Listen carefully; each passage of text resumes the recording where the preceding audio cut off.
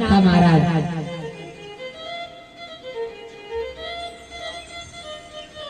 कन्हैया ने कहा जामवंत जी आप तो जानती हो जैसा शरीर और स्वरूप आपका है वैसा ही शरीर और स्वरूप आपकी बेटी का है। भाई टीकला को तो मटीकला ही हुई है ना, क्या दादा आप लोग कर रहे टीकला को मटीकला। बोले कि आपकी जामवंती के शरीर के ऊपर इतना बड़ा बड़ा रोग है और जलामी चोंच है इतने बड़ी बड़ी नाक को विवाह में कैसे करना। बोले कि प्रभु कुछ भी करो लेकिन विवाह होगा जामवंती के साथ और फिर इसी दहेज प्रथा में हम मणि देंगे। धन्य प्रभु वचन दे दिया कन्हैया ने, चलो ये तुम्हारी भक्ति के वश में भक्त के वश में भगवान ये भी हमको मंजूर है कि तुम्हारी बेटी के साथ विवाह करें। अरे प्रबल प्रेम के पाले पढ़कर, हाँ प्रबल प्रेम के पल्ले पढ़कर प्रभु को नियम बदलते देखा। अरे अपना मान भले टल जा पर भक्त का मान न टले, अपना मान भले टल जाए पर भक्त का मान न टले।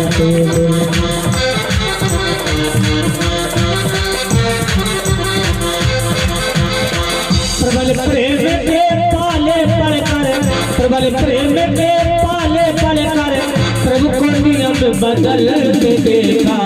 अपना मान भले टल जाए पर भक्त का मान न टले।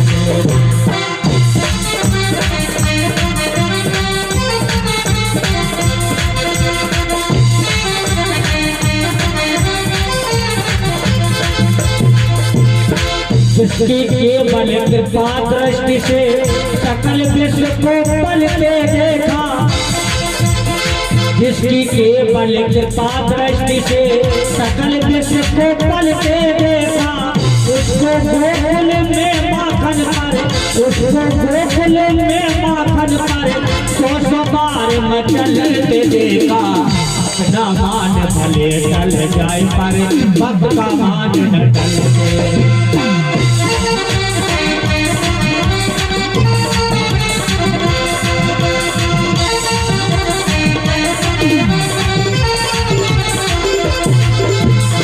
प्रबल प्रेम के पाले पढ़कर, प्रबल प्रेम के पाले पढ़कर प्रभु को नियम बदल के देखा। अपना मान भले टल जाए पर भक्त का मान न टले।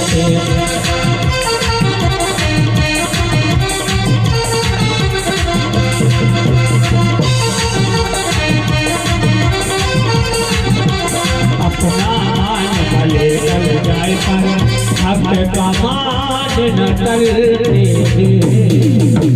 वृंदावन बिहारी लाल की जय हो। भैया अब तो इनको ब्याह होने लगो। अब भावने पड़ भी को आया अकेले जामवंत जी है और कन्हैया है। जामवंत जी और कन्हैया और तीसरी है जामवंती। लेकिन भावने पड़ भी कौन आएगा भाई। भावने पड़ी है तभी तो दुल्हन जगह रहे, बिना वारण की कैसे चाहिए। देख देख बड़ी सुंदर कथा है।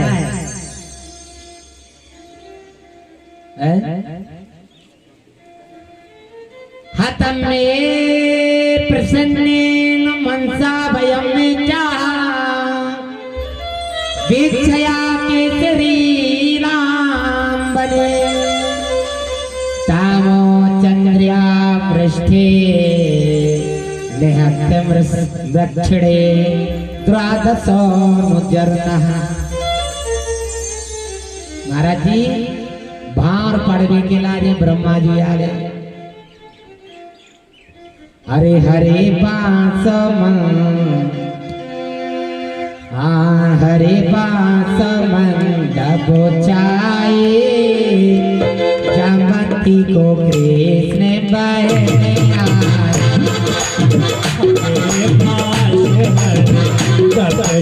जाए जापति को प्यार में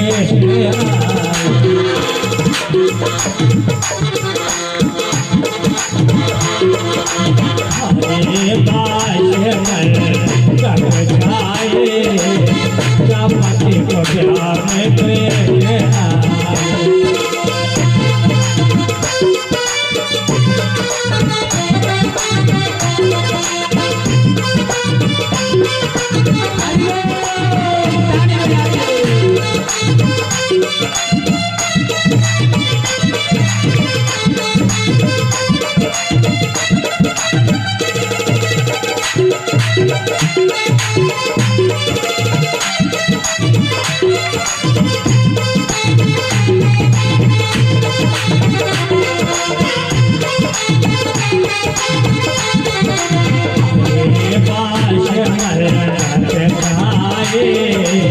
जापति को प्यार में कृष्ण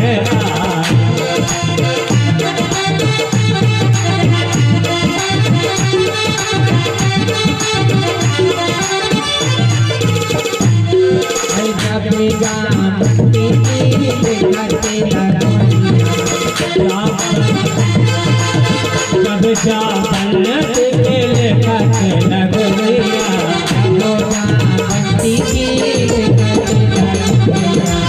जब जापन के लेखक लगोया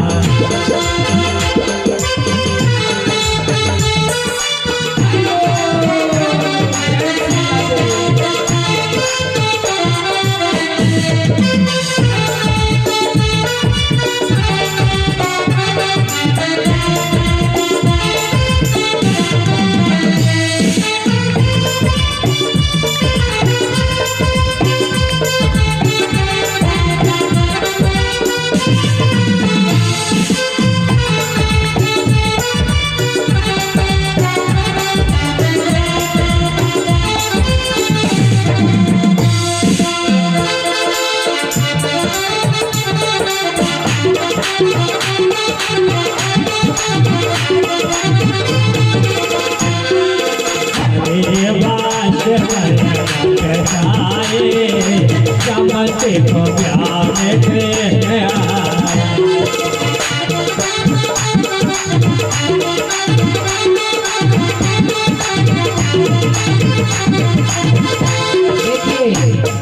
आज जामवंती की लवन लिखी जा रही है। कोई गुफा के अंदर होना जो सकता लवन लिखी जा रही है और ब्रह्मा जी लवन लिख रहे हैं।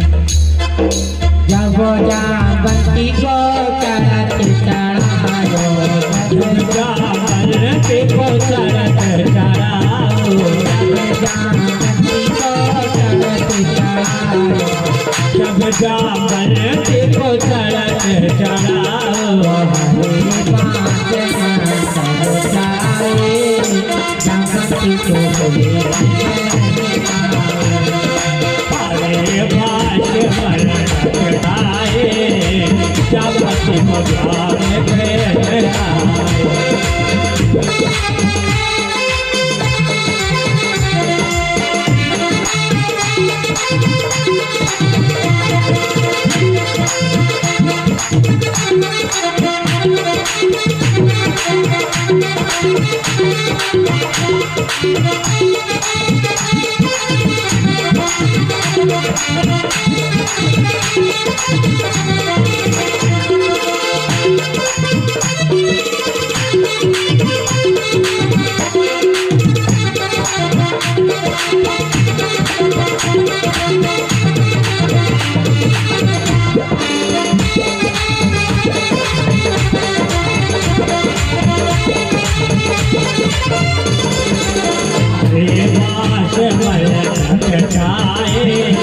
जापति को प्यार में कृष्ण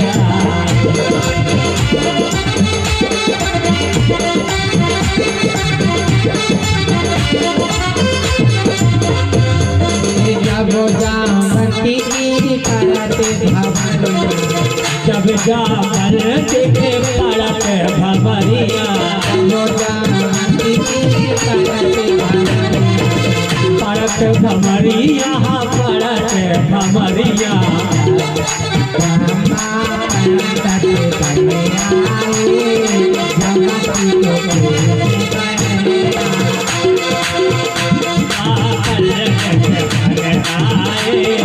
जामवंती को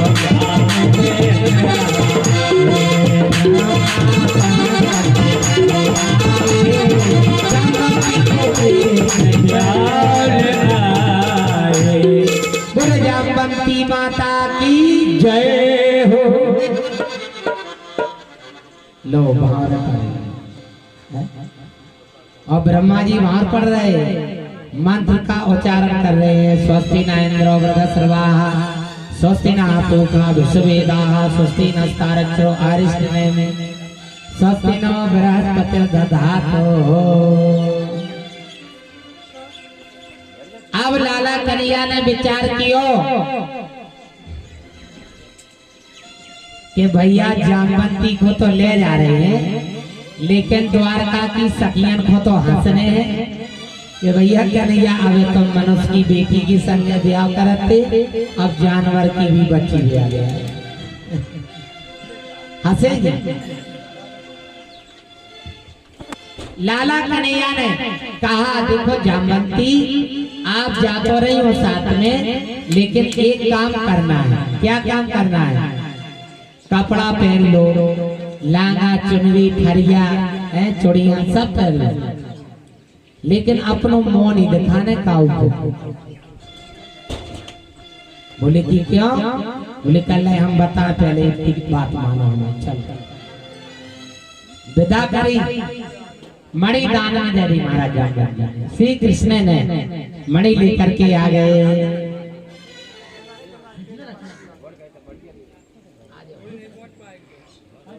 आज बोले कान्हा जैसी आप कहोगे वैसे माने दूर से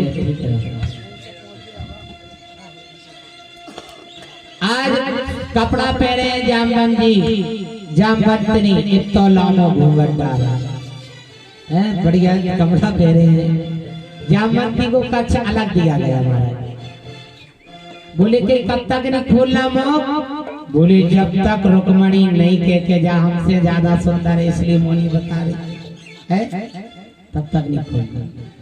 ठीक है आज भगवान के साथ में जा रही है जामवंती। जामवंती को दूसरा कमरा दिया गया।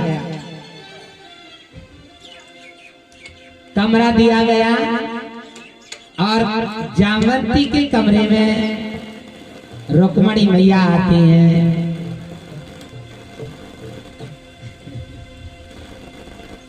रुक्मणी मैया आती हैं। रुक्मणी ने कहा मेरी छोटी बहन अपना मुख तो दिखा जरा। भैया जामवंती के अरे खोल जरा देखे कैसी है। जामवंती कह रहे ऐसा मुंह हिला रही हमने खोल।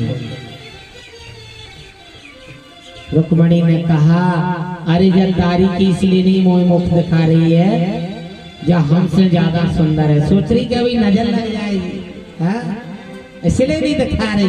और जैसी के रुक्मणी ने कहा जो हमसे अति सुंदर है महाराज जामवंती का रीत स्वरूप मिट जाता है, गोपी के स्वरूप में प्रकट हो जाती है। बोलो जामवंती माता की। इसलिए जामवंती 16,108 में सबसे सुंदर है जामवंती। लक्ष्मी रुक्मणी से सुंदर है जामवंती। बहुत सुंदर स्वरूप बताया गया भागवत में। जामवंती के साथ में विवाह हुआ। लाला कन्हैया ने विचार किया जिसकी मणि है उसके हवाले करना होगा। चलो ये मणि अब 17 जिसकी वापस की जाए। 17 जिनके यहाँ गए भगवान द्वारकाधीश ले 17 जन आप अपनी मणि को वापस ले लो। इसी मणि के द्वारा कलंक लगाया ना हमको झूठा। 17 जन बोले फिर वो ये मणि हमें नहीं चाहिए। कि क्यों? कई वो धन किस काम का जी के नाक कान धोई जाए है? वो धन किस काम का जी के नाक और कान धोई कट जाए, हमें नहीं चाहिए। एक काम करो प्रभु, मणि के साथ ही साथ हमारी बिटिया के संग ब्याह कर लो। कौन बिटिया? बोले कि सत्यभामा। कन्हैया कह रहे वो मोरे बाप, एक पत्नी हो गई, दो हो गई, हमें कौन गांठो डालने तन को क्या करें? एक कन्हैया की वाणी है मणि मन में। आप लोग कथइयों के ब्याज जी बातें बना रहे हैं, ये भागवत में लिखा है। अरे हमारी एक पत्नी हो गई, दो पत्नी हो गई, बोले सत्राजित मुझे तीसरी पत्नी की जरूरत नहीं है। तो सत्राजित बोले कल तो पे हमें मणि की जरूरत नहीं है, मेरा वचन पूरा करना होगा। ठाकुर जी ने कि चलो भैया भगत के बस में है भगवान, बात तो मानना पड़ेगी। सत्यभामा का विवाह राजा सत्राजित ने कृष्ण के साथ में किया और मणि को दहेज प्रथा में दिया ठाकुर जी को, द्वारकाधीश को, और कहा एक कन्हैया ये मणि भी तुम्हारी और मेरी बिटिया भी तुम्हारी, मेरी बेटी के साथ में आपका विवाह भी हो गया और ये मणि भी हमने आपको दहेज प्रथा में दी है। ऐसे 8 विवाह का वर्णन बड़े विस्तार से, कालिंदी का विवाह का वर्णन और बड़े विस्तार से है। अभी 8 पट रानियों के विवाह की कथा सुनाऊंगा, तो महाराज 2 दिन की कथा चाहिए। रुक्मिणी के साथ विवाह, जामवंती के साथ विवाह, कालिंदी के साथ विवाह और अरुंधति के साथ में ऐसे 8 पटरानियां भगवान की हुई, 8 विवाह भगवान के हुए। अब लाला कन्हैया ने विचार किया कि भौमासुर की जेल में 16,100 कन्या बंद है। 16,100 कन्या राजा भौमासुर के जेल में बंद है, इनको भी छुटाना है। सत्यभामा को साथ में लेकर के भौमासुर की नगरी पर कृष्ण ने चढ़ाई कर दी, क्योंकि सत्यभामा का बेटा है भौमासुर। इस सत्यभामा कौन है? साक्षात पृथ्वी का अवतार है सत्यभामा।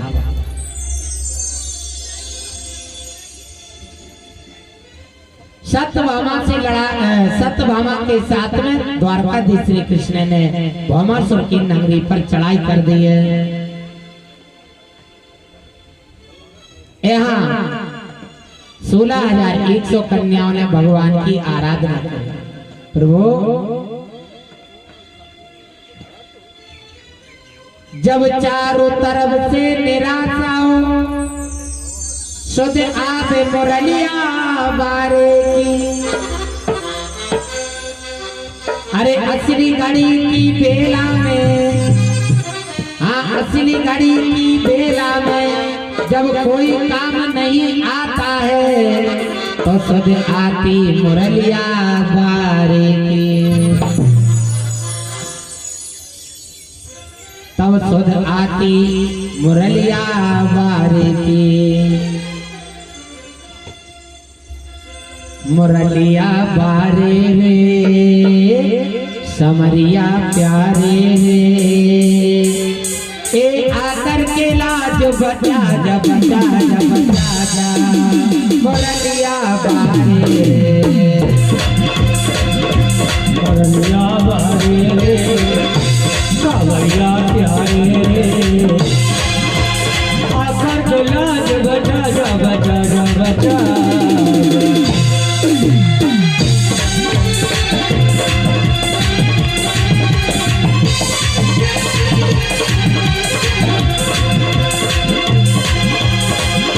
समरिया प्यारे रे मुरलिया बारे रे,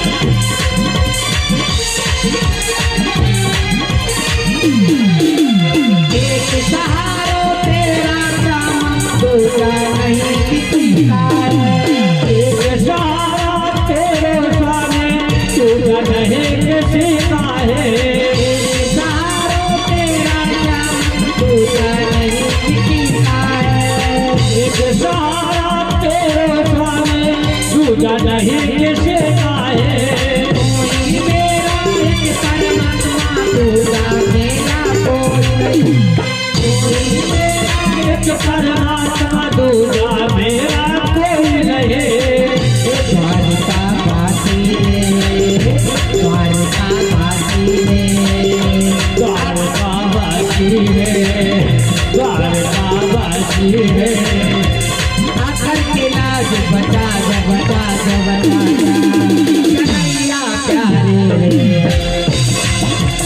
वासी कन्हैया प्यारे।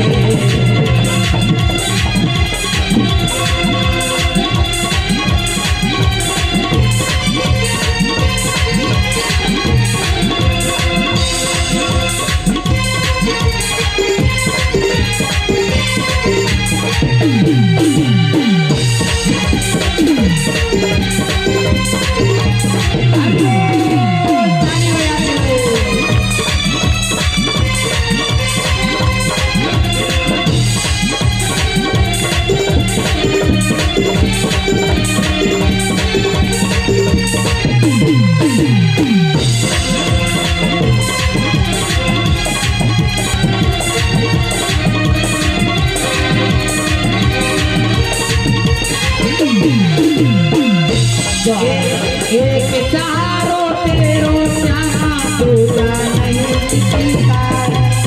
एक सहारे तेरे सामने दूजा नहीं किसे काहे। एक चारो तेरा श्यामा दूजा नहीं किसी का। एक सहारे तेरे सामने दूजा नहीं किसे काहे। लाज बचा जा रे, वासी आकर के तो तेरी लाज बचा जा रे।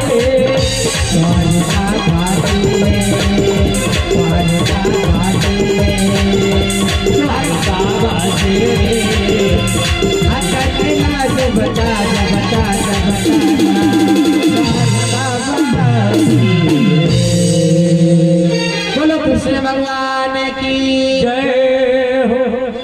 भैया कन्हैया आज द्वारका से जाकर के गरुड़ पर बैठ जाते हैं और गरुड़ पर श्री कृष्ण बैठे हैं और सत्यभामा गरुड़ पर बैठ करके आज भौमासुर के राज में चले जाते हैं। पंचजन नामक शंख बजाया, उस पंचजन नामक शंख की जब ध्वनि सुनी भौमासुर जान गया द्वारकाधीश श्री कृष्ण आ गया। आक्रमण हुआ, घनघोर लड़ाई भई, युद्ध हुआ। युद्ध करते करते भौमासुर ने लाखों हजारों बाण श्री कृष्ण के शरीर पर चलाए। ठाकुर जी को पूरा शरीर छेद दिया बाणों से। सत्यभामा की ओर देख रहे हैं द्वारकाधीश। जब तक सत्यभामा नहीं कहेगी तब तक हम भौमासुर को मारने वाले नहीं। क्यों? कन्हैया ने आदेश दिया कि जब तक माँ नहीं कहेगी कि बेटा को मार दो तब तक हम मारेंगे नहीं। इसलिए ठाकुर जी भी शस्त्र नहीं चला रहे। और जैसे कि देखा सत्यभामा ने कि कन्हैया के शरीर से खून की धार लगी है, घाव लग गए हैं शरीर में। सत्यभामा ने कहा, हे द्वारकाधीश श्री कृष्ण क्या देख रहे हो, मार दो इस दुष्ट के लिए। जैसे कि सत्यभामा ने आदेश दिया, ठाकुर जी ने सुदर्शन चक्र को आदेश दिया, भौमासुर की गर्दन को काट दिया। भौमासुर खत्म हो जाता है। आज वो 16,100 कन्या भौमासुर के जेल में पड़ी थी। ठाकुर जी गए, जेल से उनको अलग किया। 16,100 कन्याओं से कहा जाओ अपने अपने घर चले जाओ। कहने लगे प्रभु मैं घर जाने वाली नहीं। सुखदेव जी महाराज से राजा परीक्षित ने पूछा, गुरुदेव ये बताइए 16,100 कन्या भौमासुर ने जेल में काय बंद करी थी?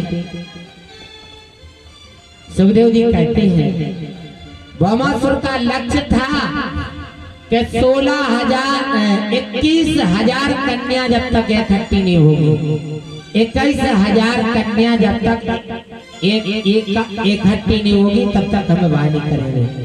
21,000 कन्याओं के साथ में एक साथ विवाह करने की इसकी इच्छा थी कि 21,000 कन्याओं को पकड़ पकड़ के अपनी जेल में बंद करेंगे, पर एक साथ 21,000 कन्याओं के साथ हम विवाह करेंगे, इसका ही लक्ष्य था। लेकिन 16,100 कन्या बोली महाराज मैं कलंकित हो गई हूँ, यदि मैं अपने पिता के घर जाऊंगी तो मेरा विवाह तो अब होने वाला नहीं। क्यों? हर लड़का के माता पिता यही कहेंगे कि फलानी की बेटी भौमासुर के कैद में बंद रही, इसलिए इसके साथ विवाह नहीं होना चाहिए, इसलिए प्रभु मैं कलंकित हूँ। अब तो आप ही कृपा करें और आप ही मेरा कल्याण करें। हम सबकी इच्छा है कि हम सबका विवाह तुम्हारे ही साथ हो जाए। ताली बजाएं। मेरा विवाह सबका आपके साथ हो जाए।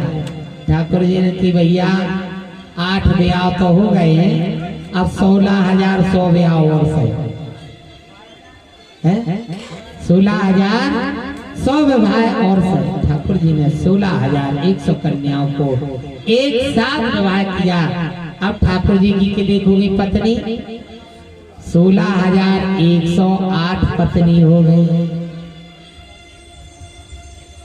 और आज के समय तो 2 ही पत्नी में खटपट हो जाती। महाराज जी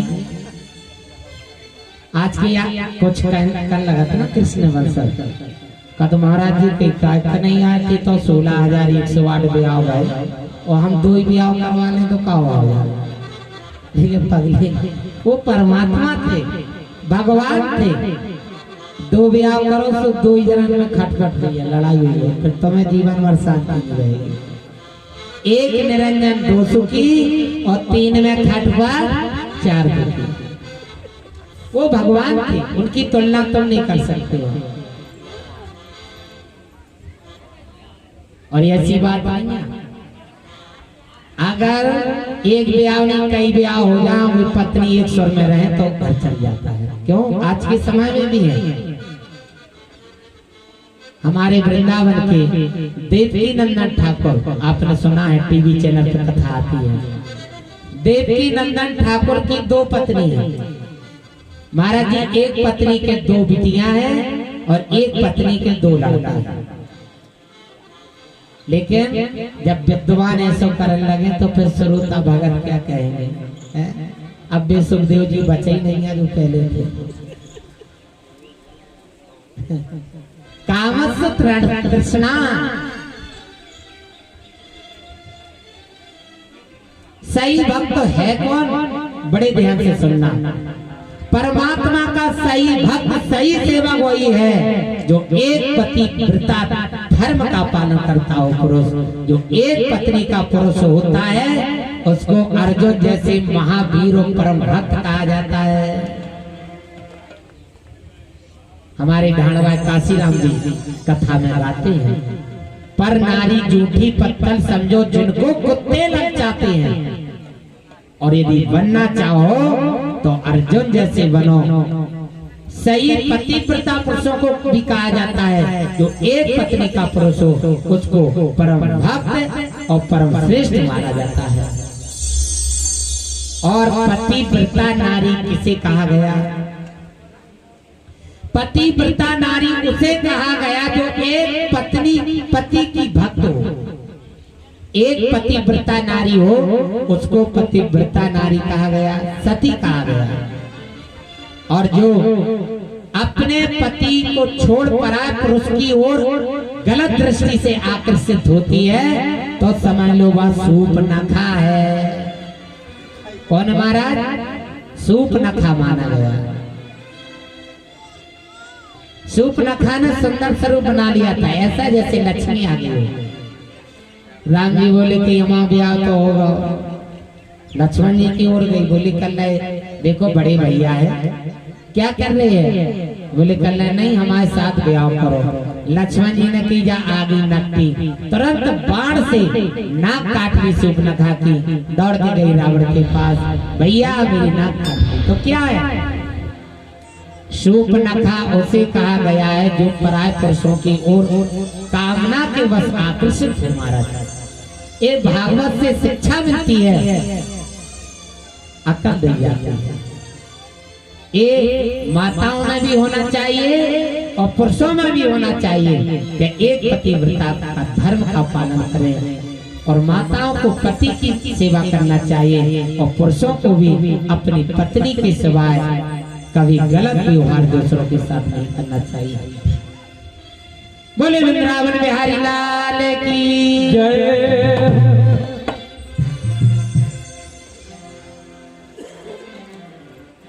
यहाँ कोई नहीं रे अपना,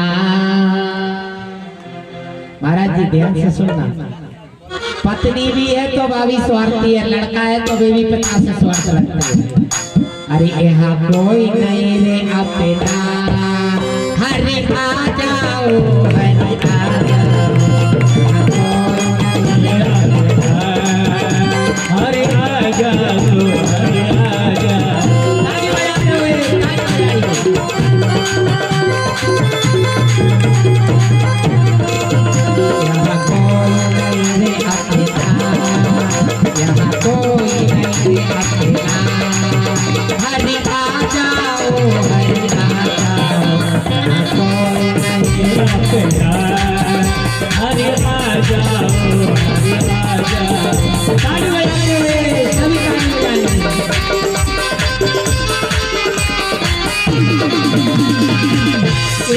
कोई नहीं अपना, हरि आ जाओ हरि आ जाओ। ये जग तो बना सकना, ये जग तो बना सकना, हरि आ जाओ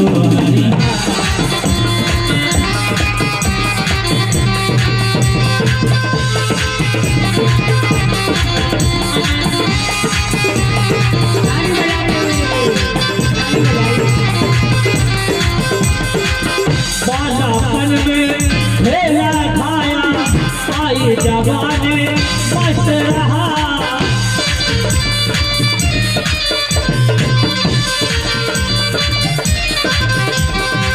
बुढ़ापन में रोग सताए, हाथ पड़ा पछताएगा।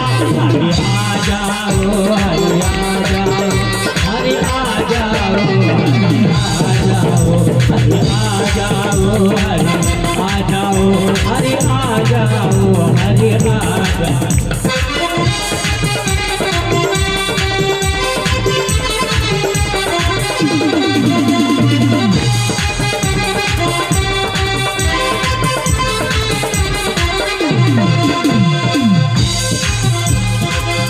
हरि आ जाओ हरि आ जाओ, हरि आ जाओ हरि आ जाओ, हरि आ जाओ हरि आ जाओ।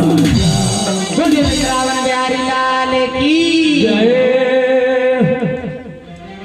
भागवत में बताया गया है, भीष्मं कृपा सवितुरं में गंधारी द्रोणम्यो बेवुचा,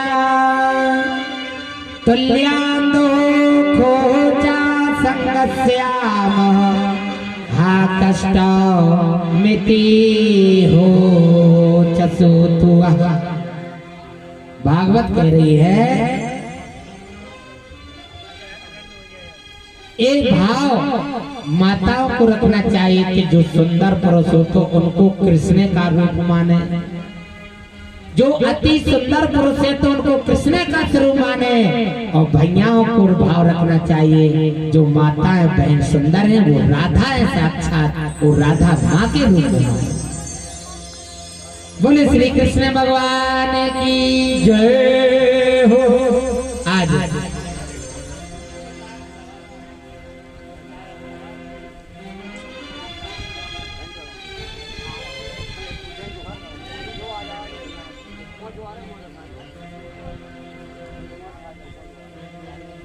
हमारे गुरुजी जल की सेवा कर रहे हैं। धन्य ऐसे संतों को। बोले संत भगवान की जय। आज महाराज कितने ब्याह होगा कन्हैया के? 16,108 विवाह। आप बिटिया लड़का गुड्डा गुड़िया कितने हो गए? 10 लड़का और एक पुत्री हो गई महाराज। एक पत्नी के 10 लड़का और एक पुत्री हो गए हैं। अब क्या करने पड़े भैया? अब तो ब्याह करने आए। अब 16,108 पत्नी है कृष्ण की और 10 लड़का एक बिटिया।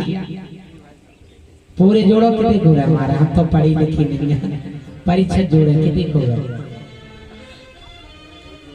1,000 पत्नी के 10 लड़का लगा लो, कितने को गए? 10,000 हो रहा है कि 1 लाख?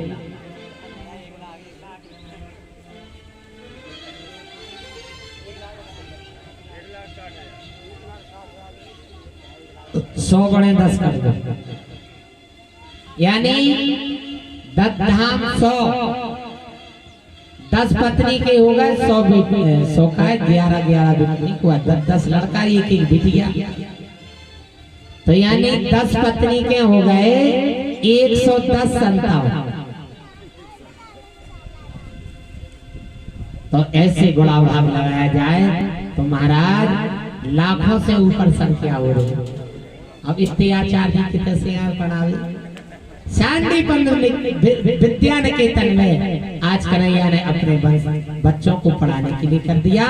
और आचार्य कितने हैं? 2,64,000 आचार्य पढ़ाने के लिए उपलब्ध है। ये भागवत में बताई गई है।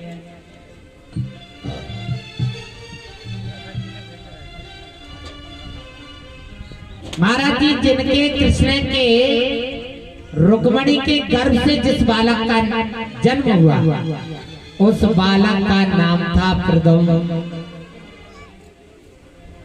प्रद्युम्न का जन्म हो गयो, लाला प्रद्युम्न का जन्म है गयो। सम्रासुर को पता चला कि मेरी मृत्यु कृष्ण के बेटा प्रद्युम्न के हाथ से मेरी मृत्यु लिखी है और जो लिखी है वह तो होना ही है, डर नहीं सकते।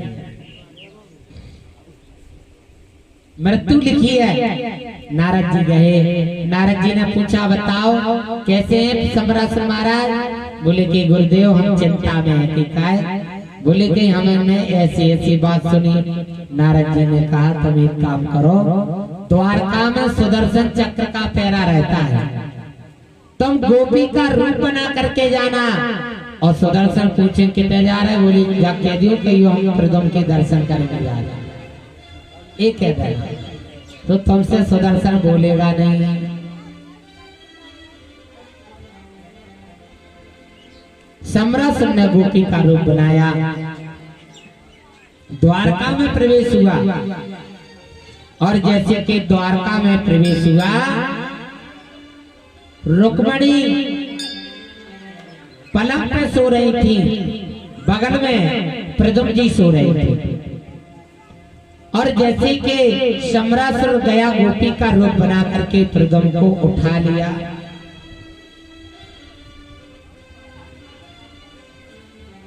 प्रद्युम्न महाराज को पलक से उठा लिया, उठा करके ले जाता है जैसे कि समुद्र के ऊपर से निकला पुष्पक विमान में से, पुष्पक विमान से जा रहा था।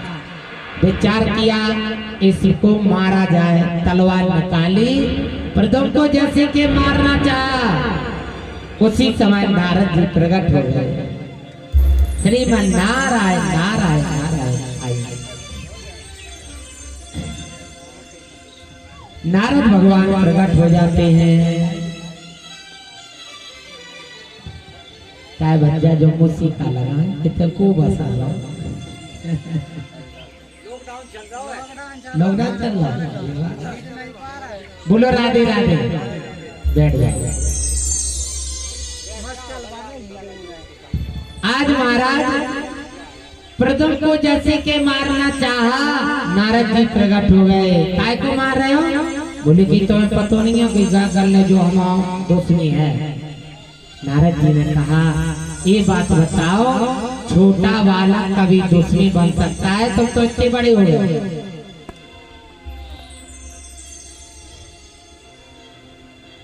इतने बड़े हो गए हो, और छोटे बालक को मारना बहुत भयंकर पाप है, मानना नहीं चाहिए। वो राजा कायर होते हैं जो स्त्री पर वार करते हैं और छोटे बच्चों को मारते हैं, सताते हैं, वो राजा कायर होते हैं।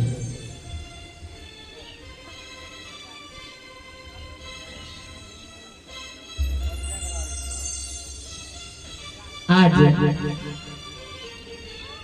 सम्राट ने पूछा तो बताओ क्या किया जाए? नारद जी ने कहा एक काम करो, समुद्र में बालक को फेंक दो, कछुआ मछली खा जाए तो फिर जो किसी के काम का नहीं रहेगा। ना होज्या बांस ना बजे बांसुरी, हुईया बांस ना बजे बांसुरी।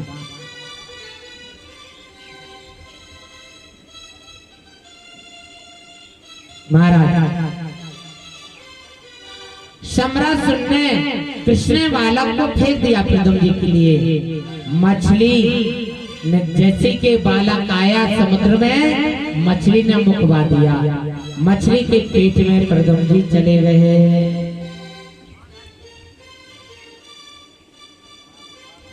वही मछली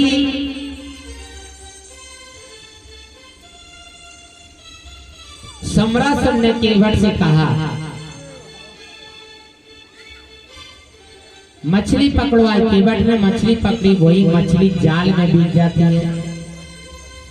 जाल में मछली बीती और एक मछली कहां पहुंचा गई?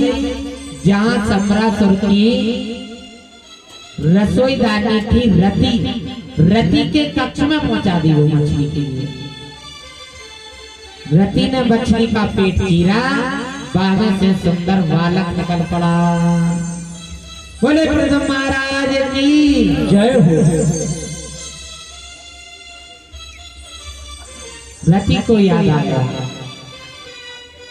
ये शिव जी ने हमको वरदान दिया था कि सम्रासुर के यहाँ तुम्हारे पति आकर के मिल जाए।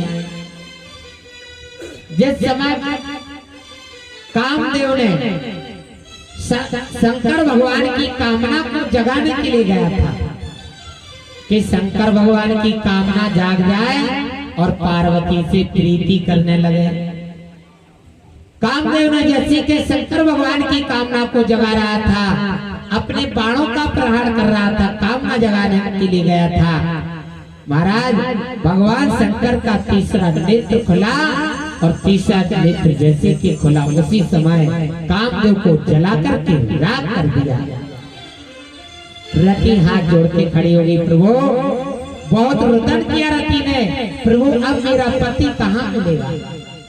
मैं बिना पति की हो गई हूँ। यहाँ भगवान शंकर ने वरदान दिया था, द्वापर युग में श्री कृष्ण अवतार होगा और श्री कृष्ण अवतार होगा, लक्ष्मी अवतार रुक्मणी होगी, रुक्मणी के गर्भ से प्रद्युम्न जी का जन्म होगा, सम्राट और प्रद्युम्न का हरण करेगा, समुद्र में फेंकेगा, मछली तुम्हारे पास आएगी, मछली के पेट से सुंदर बालक का जन्म होगा। और जान जाना जब छोटा बालक रसोई में आ जाए तो जान जाइयो वही तुम्हारा पति है।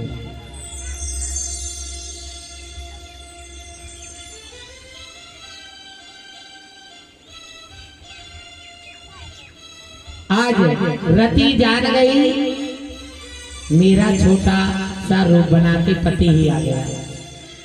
कृष्ण को पता चला हमारे कक्ष में प्रद्युम्न नहीं है, मेरा बेटा प्रद्युम्न गया कहाँ? दौड़ाई करी, जब तक प्रद्युम्न तो बड़े हो गए, 16 साल के हो गए प्रद्युम्न। जब 16 वर्ष के प्रद्युम्न हो गए तो रति ने अपने प्रद्युम्न को पति का रूप दिया।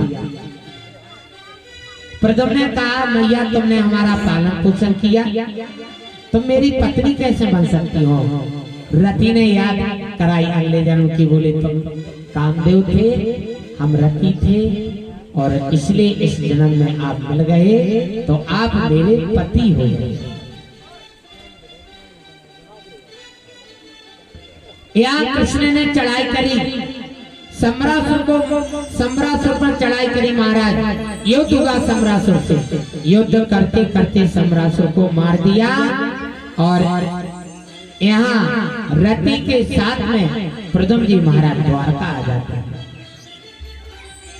और इन्हीं प्रद्युम्न के बेटा है अनिरुद्ध, अनिरुद्ध है ना, अनिरुद्ध बेटा हुए।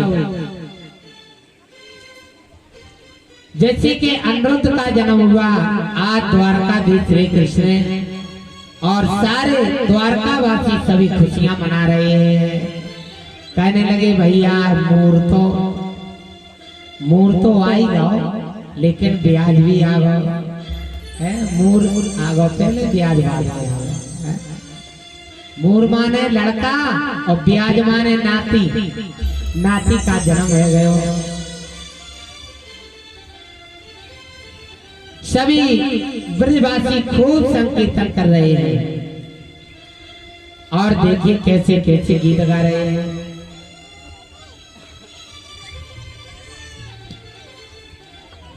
बड़ा सुंदर गीत गा रहे हैं।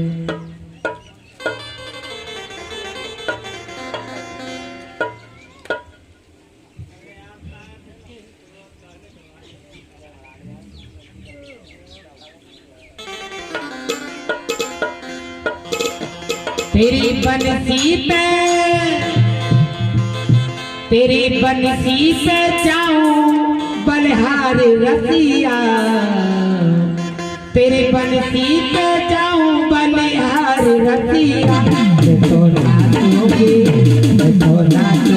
तेरे दरबार रसिया।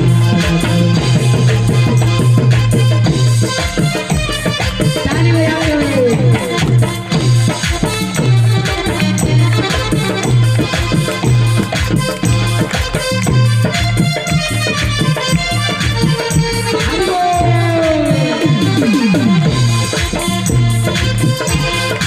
बंसी पे जाओ बलिहार रसिया, मैं तो नाचूंगी तेरे दरबार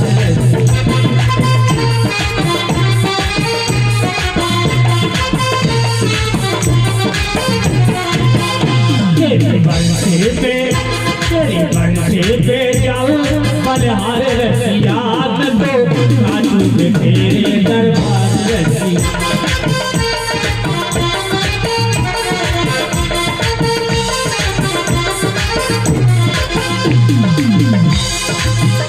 तेरी बंसी पे जाऊं बलिहार रसिया, मैं तो नाचूंगी तेरे दरबार रसिया। और क्या क्या सखियां, अरे ओढ़े के आई में, हाँ ओढ़े के आई में लाल चुनरिया, ओढ़े के आई में लाल चुनरिया, ओढ़े के आई में लाल चुनरिया। ये बनती पे मैं जाऊं बलिहार रसिया, मैं तो नाचूंगी तेरे दरबार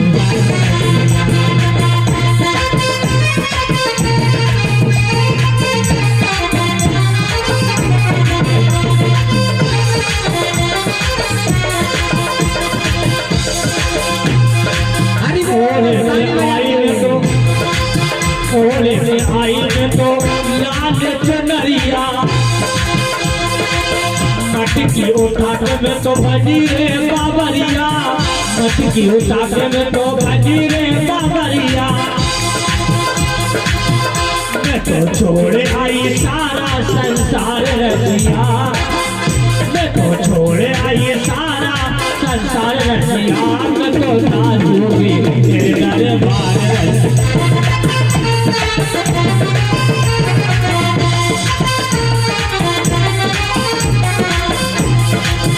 तेरी बंसी पे जाऊं बलिहार रसिया, मैं तो नाचूंगी तेरे दरबार रसिया।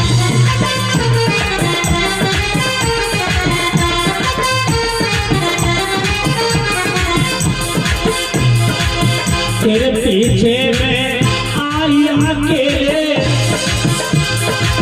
बड़े गोप के नहीं लगेली, तेरे पीछे में आई अकेले, बड़े गोप के नहीं लगेले। मैं तो करे आई 16 श्रृंगार रसिया, मैं तो नाचूंगी दरबार रसिया।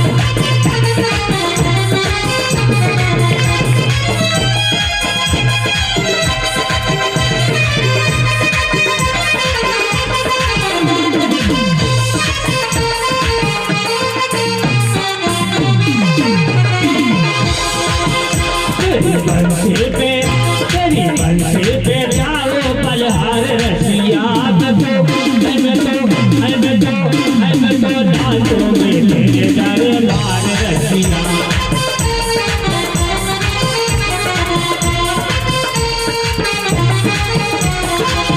जब से तोरे लागी लगनवा,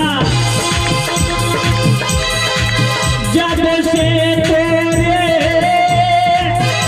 लागे लगनवा, जब से तोरे लागी लगनवा,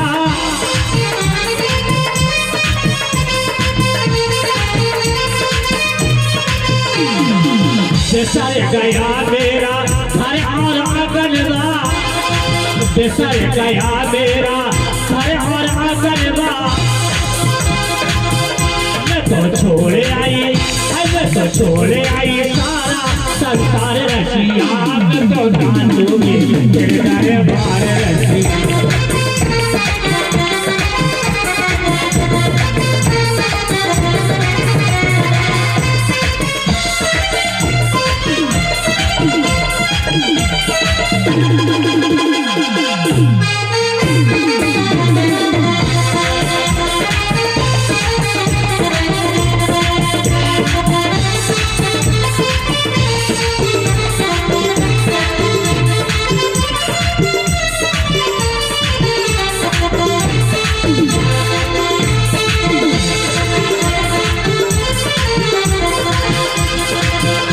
तो छोड़े आई सारा संसार रसिया, मैं तो नाचूंगी तेरे दरबार रसिया, मैं तो नाचूंगी तेरे दरबार रसिया। बोलो वृंदावन बिहारी लाल की जय हो। आज लाला प्रथम का जन्म है गयो। कामस्तु वासुदेवांशो गंधा प्रागरुद्रा मनयनः, देहोपापत्तयो भूतस्यमेव प्रियत्याप्यमागता। अनिरुद्ध महाराज जी, प्रथम महाराज की प्रथम के पुत्र अनिरुद्ध जी महाराज और अनिरुद्ध जी की सकल कृष्ण के मिलतो जुलतो है।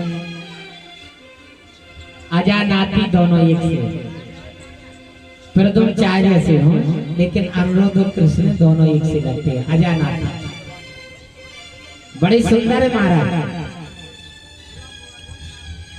एक बानासुर नाम का राक्षस था। बानासुर जिसकी बेटी का नाम था ऊखा। ऊखा नाम था। ऊखा बड़ी हो गई, यहाँ प्रथम जी अनिरुद्ध जी महाराज बड़े हो गए। अनिरुद्ध महाराज बड़े हो गए हैं, 16 साल के अनिरुद्ध। और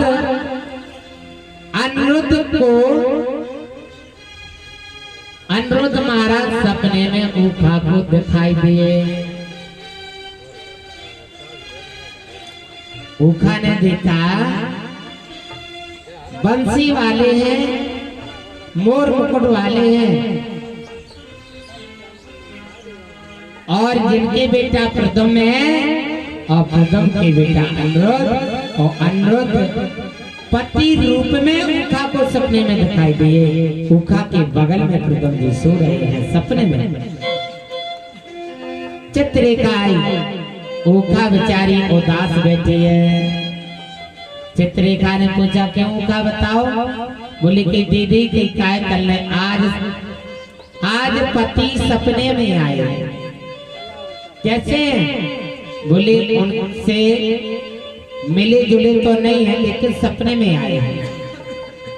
चित्र बनाया चित्ररेखा ने, तो पहला चित्र श्री कृष्ण का आया। ऊखा ने ऐसा घूंघट डाल दिया। क्यों? बोले कल ये तो हमारे अजिया ससुर है। फिर दूसरा चित्र प्रथम का बनाया। फिर ऊखा ने घूंघट डाल लिया। बोले कि काय कीजिए हमारे ससुर है। और जैसे कि अनिरुद्ध का चित्र आया, कहने लगी ऊखा की